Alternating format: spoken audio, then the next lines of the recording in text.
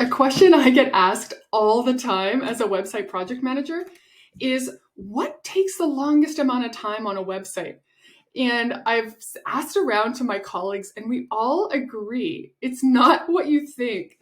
The longest part, and this is kind of tongue in cheek, but honestly, not really, is getting the correct passwords for things. Like honestly, like this part can take like weeks. I'm not even kidding you because a lot of times when we're coding a job, if you're coming into a new project, for example, that's kind of already underway, there's in order to sort of get yourself oriented to the project, there's a lot of logins you need. You're going to need the hosting login, the website login.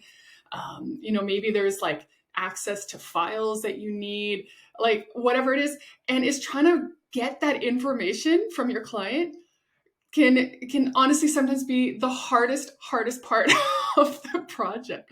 So if you are at the place of starting to kind of get yourself organized for hiring a web designer or a web developer or something, make sure that you have, to save time and to save a huge bottleneck on your job, make sure that you actually have the login information to everything before you start. And the web people may or may not need it, but you're gonna need it. So this is what I always tell my clients is before you send me the login information, so let's say you're hosting or your domain registrar or your website or your like third-party integrations or whatever it is, like plugins, theme file, download files, whatever, make sure that the links you're sending me are actually working. Like, because sometimes we'll get links to the files for things like the mockups and they don't actually work. It's like an old link. So check your links.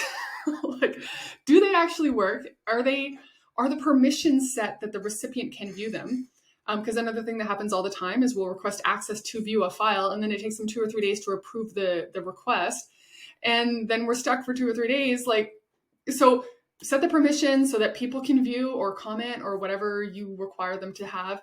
Before you send the login information, test it, make sure it actually works. If it doesn't work, reset your password, get it organized.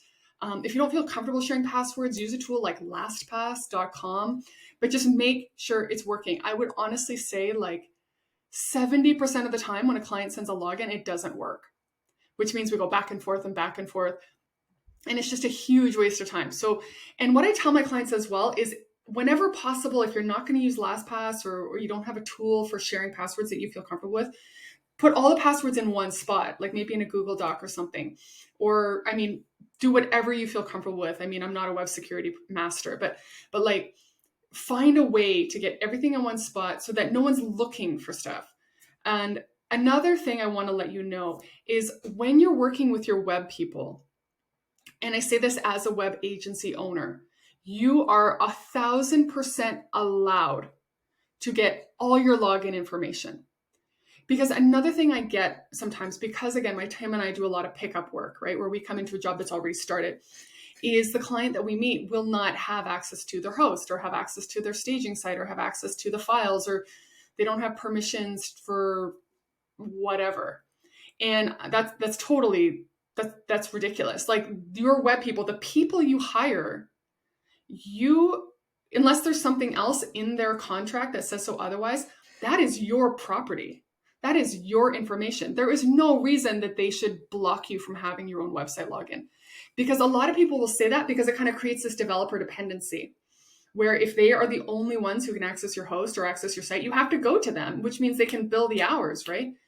But again, unless it specifically says so in their contract, in their terms, that you cannot get access, that is your intellectual property. The website, the design files, the mockups, the wireframe, the content, the hosting login, like I said, website login, the domain registrar login, like whatever passwords go with your website, they belong to you. So don't be afraid to go back to your designer or your developer and be like, look, I need the login. What you sent me isn't working. Add me, like, it is your stuff. So don't be shy about that, because some people are afraid they don't want to bother their web person. It's like, no, it's yours. Ask for it, get it, because whoever comes in next is going to need it. And if we can't get in, it's going to be way more expensive. In some cases, we're going to have to start from scratch if we can't get into your login, if we can't get in, right? So do yourself a favor. It might be a kind of a pain in the butt to chase them and get it, but in the long run, it's going to save you tons of hassle, tons of money, and just help whoever's next in line to help you with your website, just set them up for success.